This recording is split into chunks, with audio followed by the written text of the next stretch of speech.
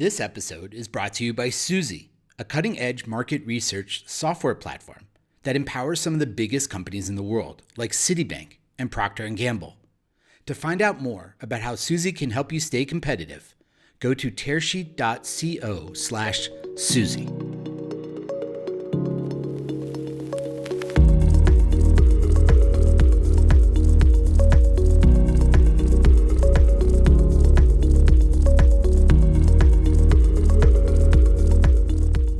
Welcome to the Tearsheet Podcast. I'm your host, Zach Miller, Tearsheet Editor-in-Chief. Today with me is John Pitts. John is the Global Head of Policy for Plaid, and in his role as Global Head of Policy, John advocates for consumers' right to access, share, and control their financial data. He also advocates for financial data practices based on consumer-first principles of transparency, permission, and privacy. He's consulted for financial data and consumer protection laws and regulations in the US, Canada, UK, EU, and Australia. And before joining Plaid, John served as the Deputy Assistant Director for Intergovernmental Affairs at the Consumer Financial Protection Bureau, working with state attorneys general to promote cooperation and coordination between the states in enforcing the Dodd-Frank Consumer Financial Protection Act. Welcome to the show, John. Thanks, Zach. Great to be here. And having read back, I always find that reading an intro puts my guests a little bit at disease. So, like, how did you feel hearing about that, and how your career has evolved since then? Honestly, I feel like I want to meet that guy because he sounds much cool. more impressive than I am. Yeah, he sounds like he's had a very cool career, and those things always look better on paper and messier in reality. I mean, I'll tell you, looking back, when I joined the CFPB after the financial crisis, I did it because I was excited to build something new and build something new in financial services. And the something new was a regulator, which is something you get the chance to do maybe once in a lifetime.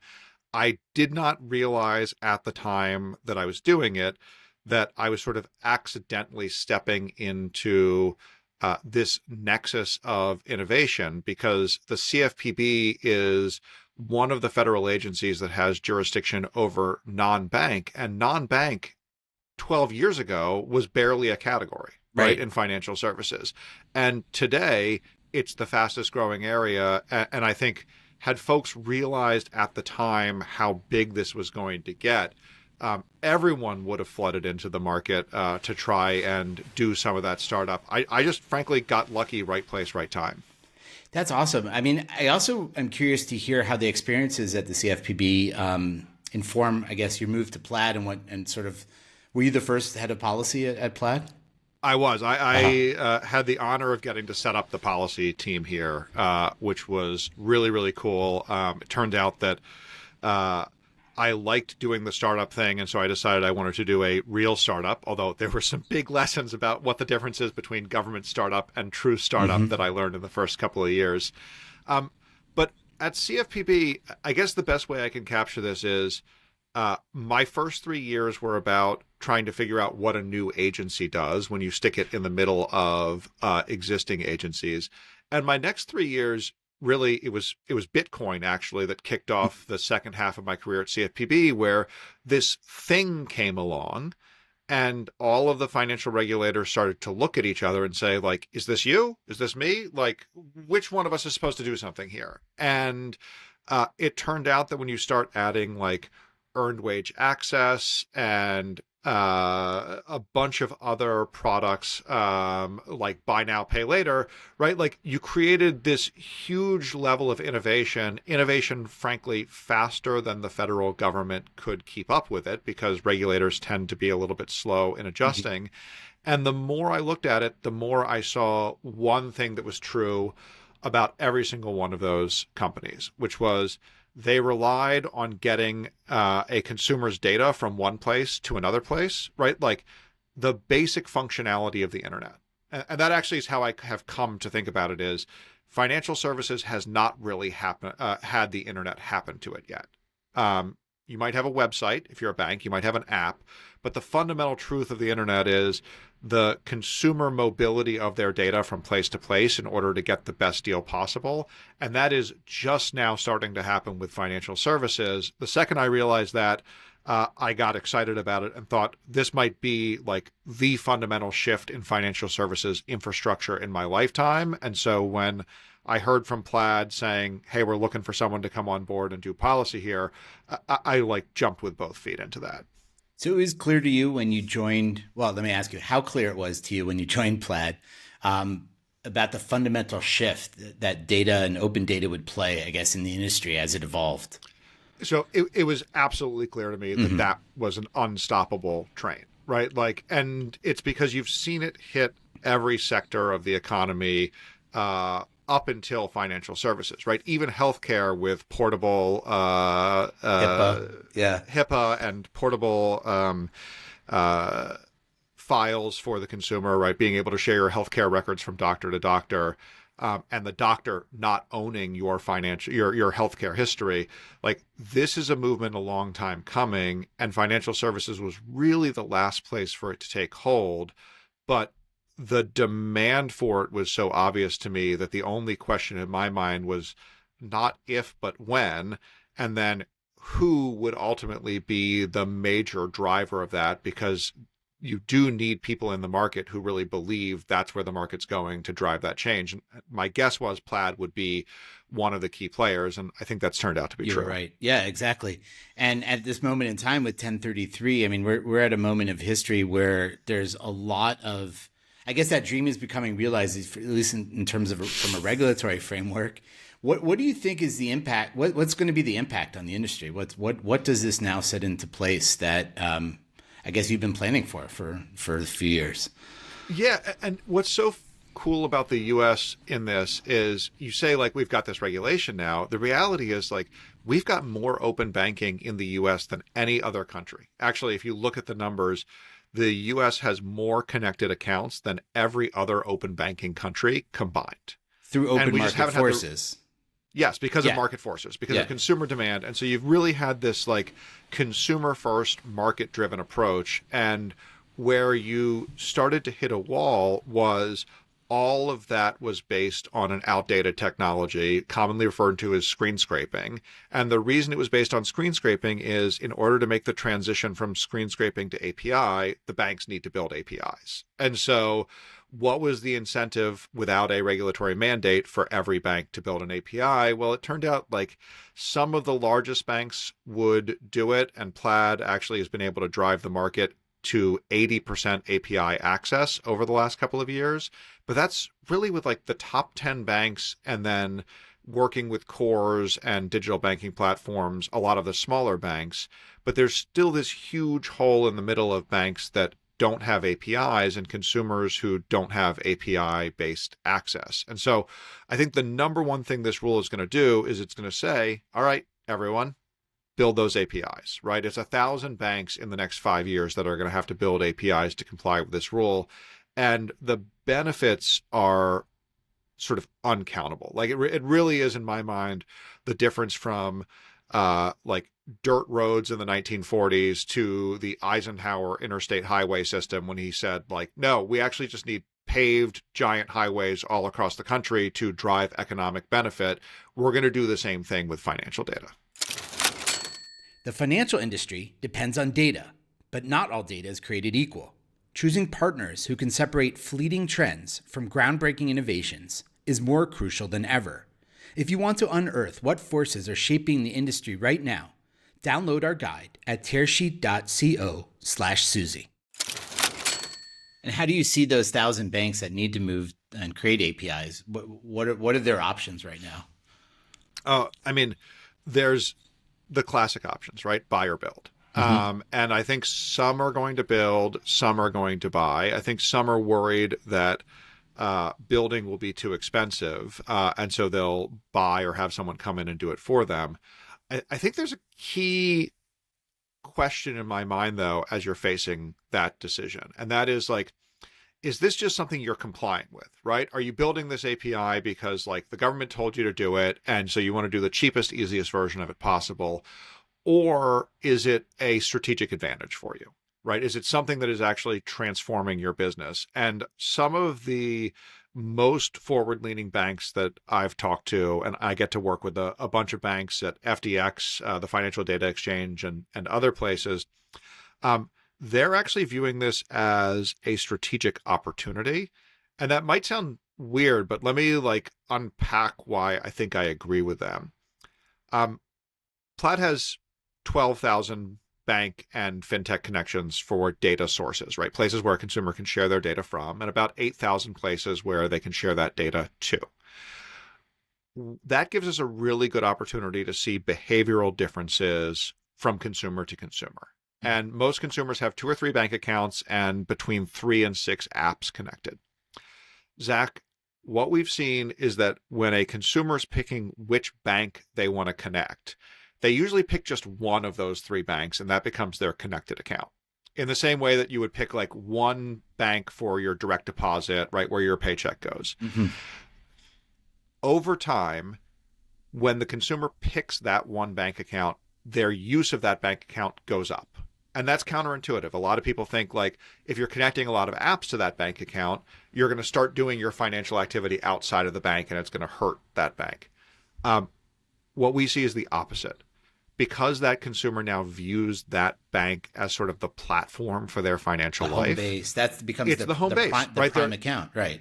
It's the prime account. It's account primacy in a digital world. And so I actually think, which is counterintuitive, because everybody said that was going to open up competition and business would move away from the bank. So I think it actually becomes like a yes and, right? It's not business moves away. It's there's some services you don't offer, and your customer is going to look for them somewhere. If they can look at them at those services through your account, they're going to want to do it, and they're going to increase their stickiness. This is the thing that gets me the most annoyed right now, Zach, is when people say isn't open banking going to cause everyone to move their deposits all over the place? It's going to turn cold deposits and sticky deposits into hot deposits. I think the opposite is actually true. Right? Consumers view this as a way to deepen their relationship with their bank, not to break away from it. Right. I believe in the UK with the switching laws and stuff like that, it hasn't really resulted in a lot of bank switching, ultimately. It hasn't. And if my favorite piece of data from the last year is that by number of accounts, Chime is now one of the top 3 banks in the United States, right? Mm-hmm. And not by amount that's deposited there, but by the number of accounts they hold. What we see, and I think this is the sort of warning for mid-sized banks to embrace this as a competitive opportunity as opposed to just a compliance exercise, is if when the consumer's deciding over the next couple of years which account they're making their home base account and they pick Chime, Chime is going to grow and grow and grow, and that's a great thing. Love Chime. They're a customer of ours. But we've also got bank customers as well, and the imperative is you've got to meet your customer where they are, and that means you've got to be fighting for your account to be the linked account that is that home base for the consumer. So that's really interesting, and I appreciate you bringing that up. I guess what is it that banks can do? So it's one thing just making sure that you can be that linked account, right? So that's just being in the game. But are there things that you can do to play better with the connected ecosystems that are being built, whether passively or actively, where the bank can say, hey, we have more than just being the connector role. There's some added value here for us being able to bring all these pieces together. Are banks thinking about it in those terms yet? Yeah, I think they are. So the thing that I see some of the leading banks doing is, one, they're collapsing down sort of data in and data out into a single function at the bank. Mm-hmm. For the last 10 years, it really was 2 different teams who thought about it just as a single, we're either doing data out, which means we have to protect this as much as possible, or we're doing data in, which means we want to get it as the best quality data. It turns out that those incentives can be counter to each other, mm-hmm. right? If you start thinking about this from a network perspective. So 1, collapse them down into the same function. 2, the thing that I think is most interesting is banks starting to set up these control panels where on bank surfaces, you're controlling your connectivity to different apps. And that also gives the bank a real insight into their customer, right? Which apps are they using? Why are they using those apps? What are the use cases in those apps? Do I want to develop that use case myself? It gives you basically free insight into your customer happening outside of the bank that you don't normally get. The last thing, Zach, and this is the one that is most interesting to me, and I think the most exciting, is as an anti-fraud tool. Mm-hmm. Because if you talk to banks these days about what are you most concerned about? Digital fraud. Like, it is number one on everyone's list. And I think the problem is lack of information sharing.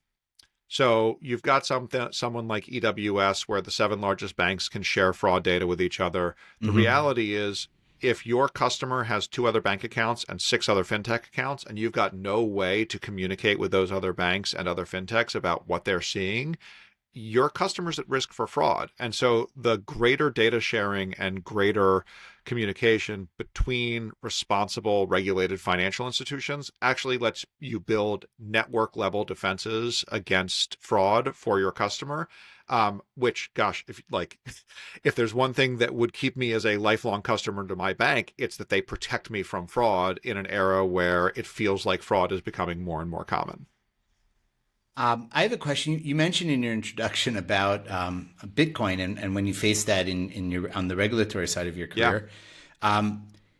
Are we there yet? Where are we, I guess, in terms of those two rails, intersecting, at least from a traditional financial services point of view? Gosh, I mean, I think we have to wait and see what happens with the Trump administration, right? I would say if there's a pretty clear shorthand that most people in DC draw on this, it is that this is the first election that crypto went all in on in the United States.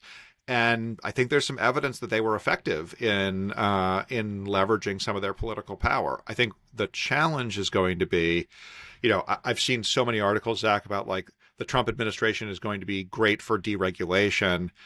In a world where we've got cryptocurrency, fiat currency, licensed bank, and fintechs, deregulation doesn't necessarily mean what deregulation meant 10 years ago. It might mean, hey, every bank in America, you've got to start taking crypto deposits because that's how we're deregulating the crypto industry. And I think some traditional FIs might resist that. So I do think we are probably on a trajectory to much greater regulatory certainty around crypto than we've had in the past 4 years. I think it's going to be a more favorable market for crypto in the United States. I frankly like that. Sorry, not to go off on a tangent on an already slightly long answer, Zach, but on privacy, and I promise I'll make this make sense. Most large U.S. companies follow European privacy law. Not because it necessarily applies to them in the U.S., but once you have to follow European privacy regulation, you may as well just adopt that approach for your entire business. Take the bigger set instead of the smaller set. Right. Yeah. That's exactly right. And the reason for that is the U.S. never did anything on privacy, right? Like we barely have a federal privacy law here. And the result of that is big companies follow European law.